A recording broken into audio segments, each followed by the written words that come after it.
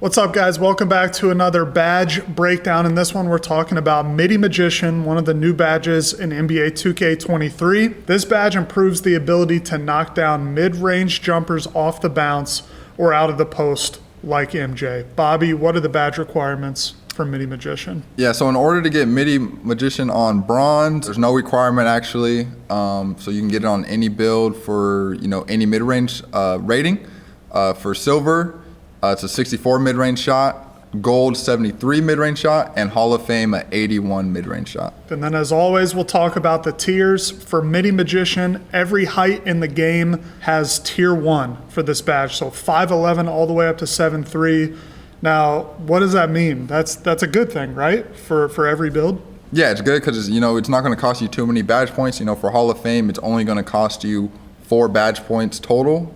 So that's not bad at all, especially it's definitely a playstyle type of badge, so that does probably why it's tier 1 compared to some of the other ones that are tier 2 and tier 3. So is it a good badge? That's the question everyone asks. What do you think? You think it's a good one this year? I think it's good. It just depends on your playstyle. So if you're shooting mid-range shots off the dribble, or if you're shooting post fades, you can see it helps on pull-ups, spin shots, and fadeaways from the mid-range area, and it mainly only activates off of if you're shooting off the dribble. So like catch and shoot and stuff, it shouldn't be popping up. So it's all about your playstyle. If you're, a three-point hunter, you're not shooting threes, or you're a slasher and you're just dunking, you're not even shooting mid-range shots, then it's not the badge for you, but it can be really effective if you do shoot mid-range shots. Now that makes me think about like the twos play style, and specifically like Ticino, because he works in the mid-range a lot and shoots a lot of those fades or spins or whatever. Like, is this mostly for park? Is this mostly for twos, or could you use it in Pro-Am and rec?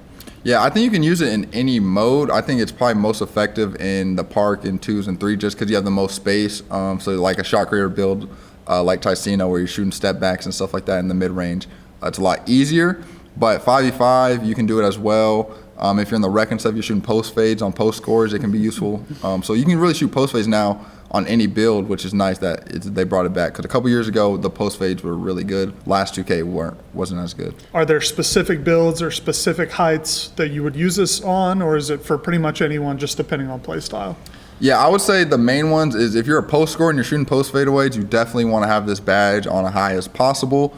And if you're a guard, I would say is the next type of builds, but it does depend on your play style. So if you're like a shot creating guard, whether you're shooting guard, point guard, if you shoot mid-range shots off the dribble, this is a good badge to use. It's definitely not a prioritized one just because not too many people play that play style, especially in a 5v5 mode. But in a 3v3 or a 2v2, you're definitely probably going to shoot a lot more. So mainly the guard build. Wing build, if you have the extra badge points and you're shooting like step-in middies and stuff and like Pro-Am out the corner, it could be useful, but not a priority. Now, in your mind, is it worth ranking up just to bronze, or is this a badge, if you're going to use it, you should max it out? What level do you think players should play on? Yeah, I personally feel like it should be either gold or Hall of Fame, whatever you can get it on, because, as the requirements are, 73 mid-range isn't that very high, and that's what you got to get it on gold. So if you have anywhere below a 73 mid-range and you can't even get gold, you probably shouldn't be shooting mid-range shots anyway. So if you can get on gold, I would put it on gold. If you can get on Hall of Fame, I would put it on Hall of Fame. If you have a high mid-range and just put on low, unless you just don't have the badge points, then you might as well just not really shoot mid-ranges, in my opinion. But you should have the badge points. It's a tier 1. It's not going to cost you too much. So definitely gold or Hall of Fame if you can get it. If not, I won't even use it. This badge is really a combination of 2 badges we've seen in the past of difficult shots, which they removed, and fade ace too. So Middy Magician kind of puts the best of both worlds from those badges together. And like Bobby said, if your play style's in the mid-range, you're working in the post, you're shooting fades, you're a shot creator too, this badge is perfect for you and much needed. If you're not, maybe look to put your badge points elsewhere. That's going to be it from Cody and Bobby and Pacers Gaming. Have a good day. We'll catch you guys later.